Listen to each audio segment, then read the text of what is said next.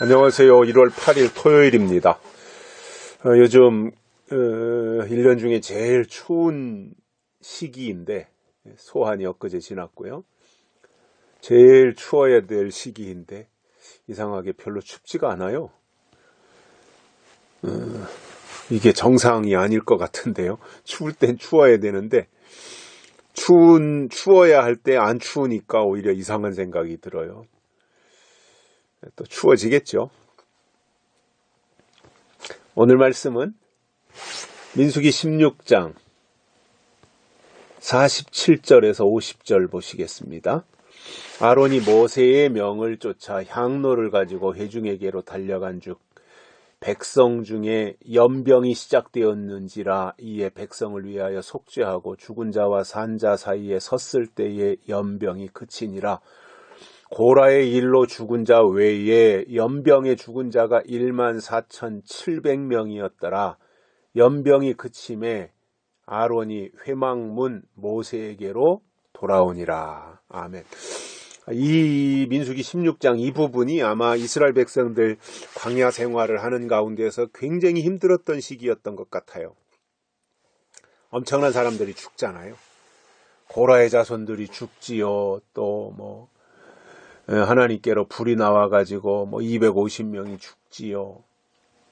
그러한 일이 있고 나서 41절에 보면 이스라엘 자손이 모세와 아론을 향해서 원망하는 장면이 또 나옵니다. 여기까지 데리고 나와가지고 우리를 다 죽게 만들려고 하느냐, 이렇게 모세와 아론을 향해서 원망하는 그 순간에 회막을 바라보니까 구름이 점점 번지면서 하나님의 영광이 나타나는 거예요. 그래서 모세와 아론이 이제 그 회막 문 앞에 이르니까 하나님이 모세에게 말씀하셨습니다. 너희는 이 회중에게서 떠나라. 내가 순식간에 그들을 멸하겠다. 이렇게 모세에게 하나님이 말씀하신 거예요.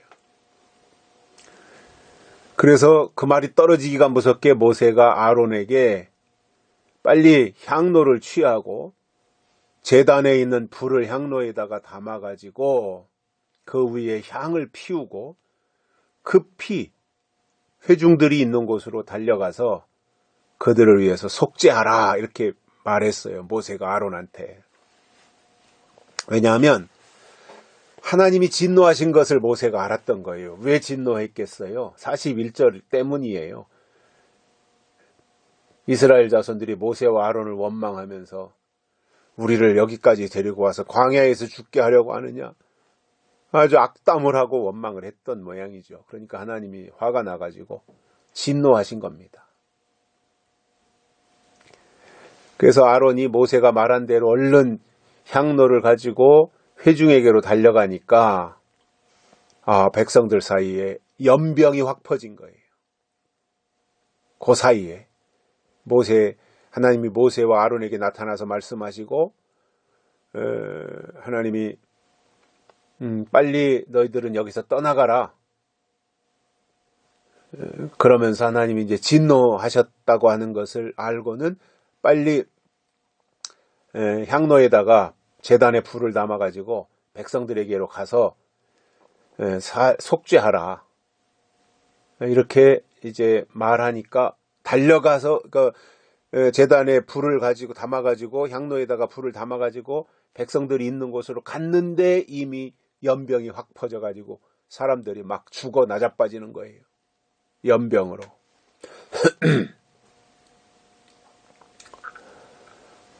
그러니까 난리가 난 거죠.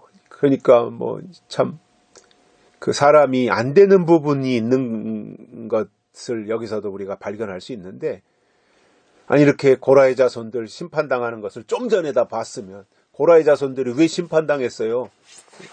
하나님 앞에서 반역을 행했잖아요.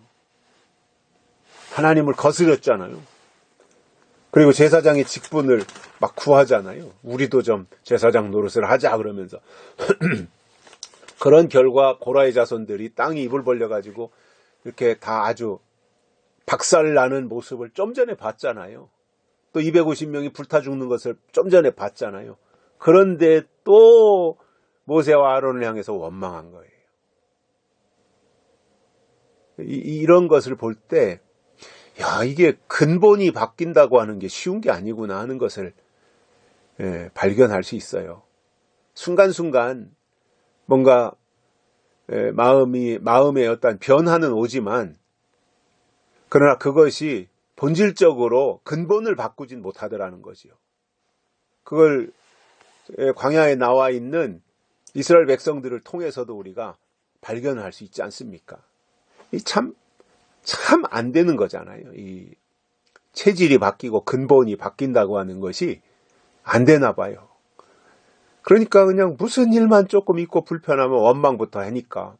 그리고 그렇게 해서 결과가 어떻다는 것을 뻔히 보면서도 또 그것을 버리지 못하고 되풀이하고 하는 이러한 모습들을 우리가 보게 되지 않습니까? 그래서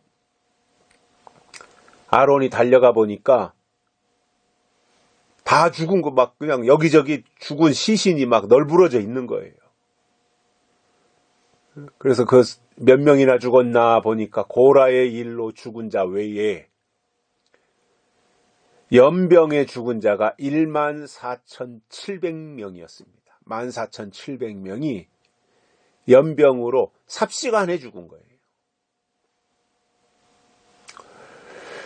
14,700명이면은 이게 보통 많은 숫자가 아닌 거지요.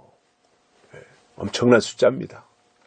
14,700명. 요즘에 시골의 어떤 면단위, 작은 면단위, 변두리에 있는 작은 면단위에 가면 인구가 2,500명, 3,000명밖에 안 돼요. 작은 면단위에 가면. 아마 서산에서는 저 고북, 또 저 팔봉, 이런 쬐깐한 면 단위는 아마 2,500명 이 내외밖에 안 될걸요, 아마. 그래도 이 시내권 근처, 서산으로 치면 음암이 이제 서산하고 붙어 있는 면이니까 음암, 아니면 인지, 이런 데는 시내권하고 아주 인접해 있어서 가까우니까 그런 데는 그래도 또 아파트도 있고 이제 인구가 좀 되지만, 저 멀리 떨어진 곳에 가면 인구가 없지요. 한 면의 인구가 면에 살고 있는 일개 면에 거주하고 있는 인구 숫자가 2,500명 내외 정도밖에 안 되는 곳도 수두룩하거든요. 그런데 14,700명이면 대단한 숫자죠.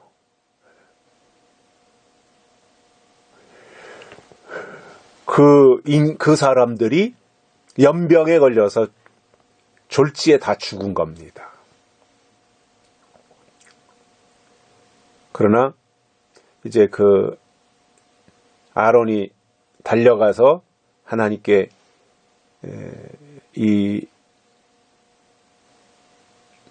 그 향로를 가지고 가서 속죄를 함으로 이제 더 이상 죽음은 발생하지 않았고요. 그리고 연병이 그쳤습니다.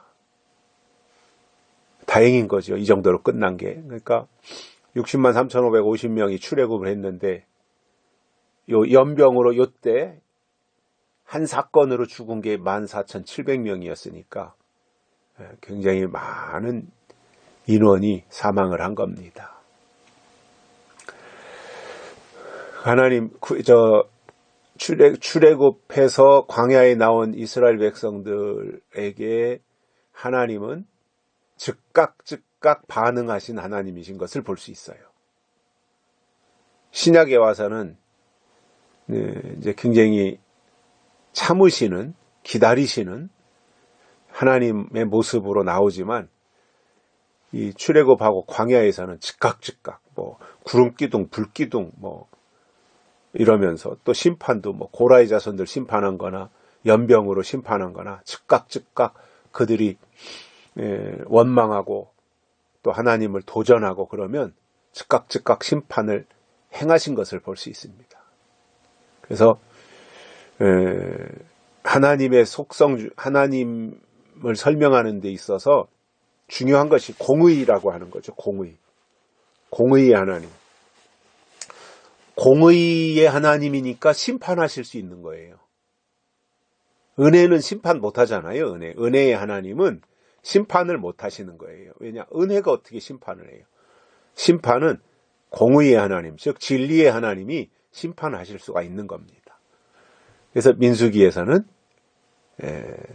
즉각 하나님이 심판하신 부분들을 볼 수 있고, 이러한 것들을 교훈 삼아 우리가 믿음 생활을 하면서 원망하는 일이나 또 하나님의 권위에 도전하는 일이나 이러한 것은 배제하고 하나님으로 늘 기뻐하고 즐거워하는 신앙생활을 해 나가야 되겠습니다.